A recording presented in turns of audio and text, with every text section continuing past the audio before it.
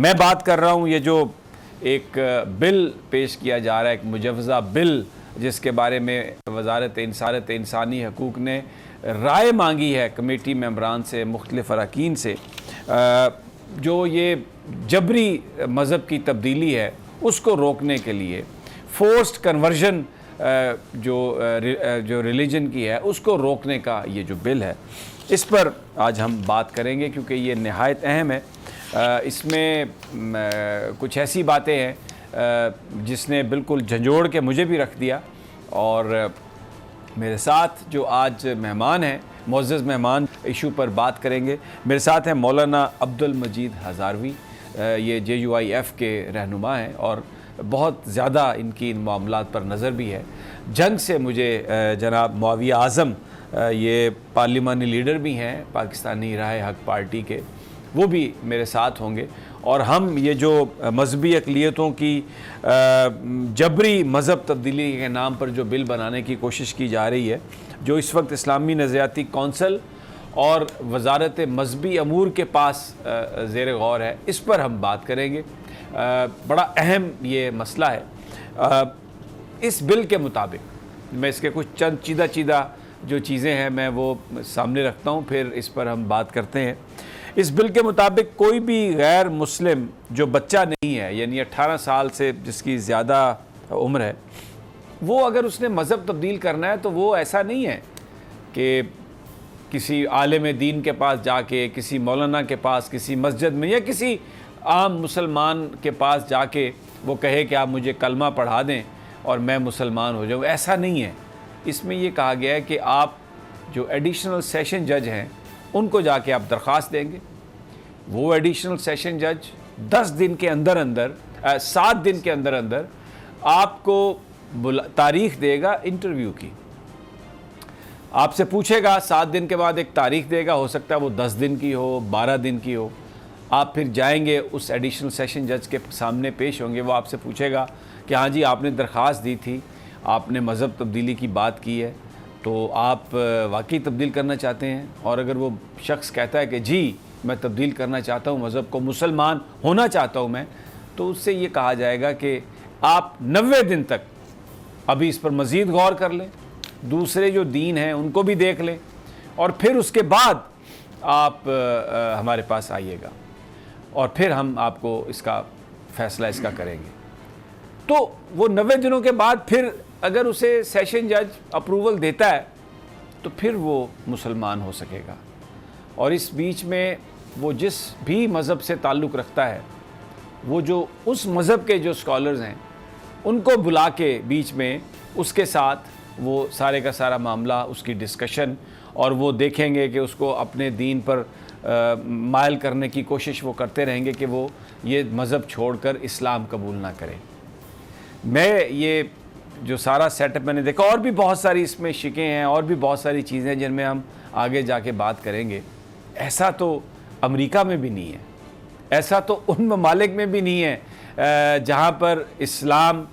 کے حوالے سے بڑی ڈسکریمنیشن بھی کی جاتی ہے، پچھلے کئی سالوں سے مسلمانوں کی پروفائلنگ بھی کی جاتی ہے۔ وہاں پر بھی اگر آپ نے مسلمان ہونا ہے تو آپ 2 منٹ میں مسلمان ہو سکتے ہیں، لیکن یہاں پر یہ آپ مسلمان نہیں ہو سکتے اس طریقے سے۔ یہاں پر سیشن جج اور یہ تبدیلی کرنے کی کوشش کی جا رہی ہے، ایک مجوزہ بل ہے۔ مولانا عبدالمجید ہزاروی صاحب، بہت بہت شکریہ، آپ نے ٹائم نکالا ہمارے لیے، یہ موضوع بہت اہم ہے۔ یہ جو کرنے کی کوشش کی جا رہی ہے، کیا ہمارا مذہب اس بات کی اجازت دیتا ہے؟ یہ تو ایسا ہے کہ بجائے اس کے کہ کوئی غیر مسلم مسلمان ہو سکے، یہ جو شرائط رکھی گئی ہیں، جو طریقہ کار وضع کیا گیا ہے، یہ تو اس کو ایسا لگتا ہے کہ روکنے کے لیے بل بنایا جا رہا ہے کہ وہ مسلمان ہو ہی نہ سکے۔ بسم اللہ الرحمن الرحیم۔ سمیع ابراہیم صاحب، سب سے پہلے آپ کا شکریہ کہ آپ نے اس حساس موضوع پر ہمیں اپنے خیالات کے اظہار کا موقع دیا ہے۔ میں تھوڑی سی تصحیح کر دوں کہ میری معلومات کے مطابق سندھ اسمبلی یہ بل پاس کر چکی ہے جی، اور اب مرکز میں اس بل کو لایا جا رہا ہے، اور اس کے لیے باقاعدہ لابنگ ہو رہی ہے اور ذہن سازی ہو رہی ہے۔ تو سب سے پہلی بات تو یہ ہے کہ ہم تو یہ سمجھتے ہیں کہ یہ اسلام قبول کرنے کو جرم بنانے کا بل ہے۔ یہ یعنی جبری اسلام قبول کرنے کے خلاف بل نہیں ہے، بلکہ اسلام کو قبول کرنے کا جرم بنانے کا یہ بل جو ہے وہ پاس کیا گیا ہے۔ اور یہ ہماری بدقسمتی ہے کہ آج وہ مملکت خداداد کہ جس کی بنیاد لا الہ الا اللہ پہ رکھی گئی، اور جس کے لیے ہمارے اکابر اور ہمارے بزرگوں نے، ہماری ماؤں بہنوں بیٹیوں نے 25 لاکھ کے قریب انہوں نے اپنی جانوں کے نذرانے پیش کیے گئے، لیکن آج